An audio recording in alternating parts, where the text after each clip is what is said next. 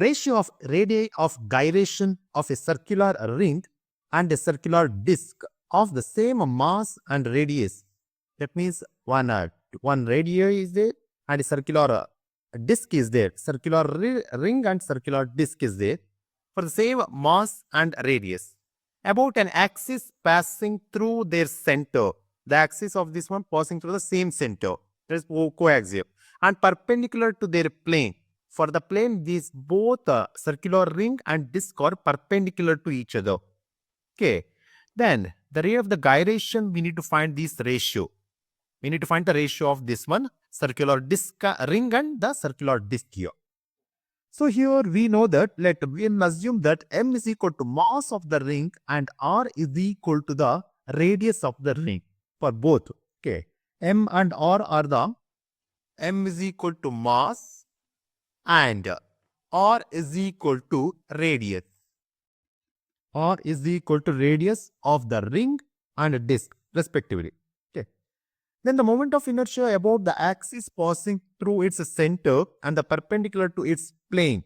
For the ring, if I am going to write for the ring, the moment of inertia is given by I ring, that is IR, which is equal to m times r square.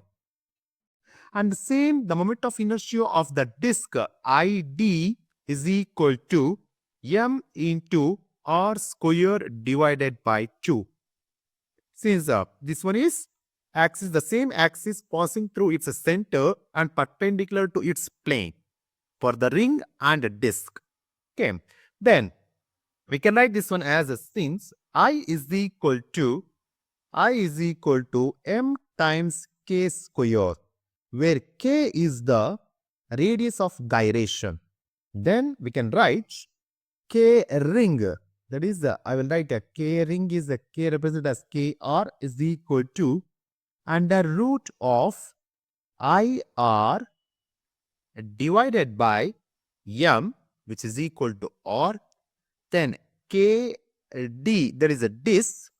Then we can write this one as under root of id divided by m, which is equal to r by and r by, that is under root of 2 here.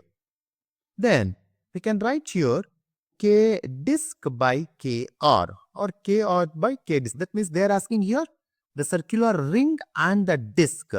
That is a kr by k disc, which is nothing but r value, that is a 1 and it is 1 by root 2. Then we can write as k disc is to kr, which is equal to, that is root 2 is to 1.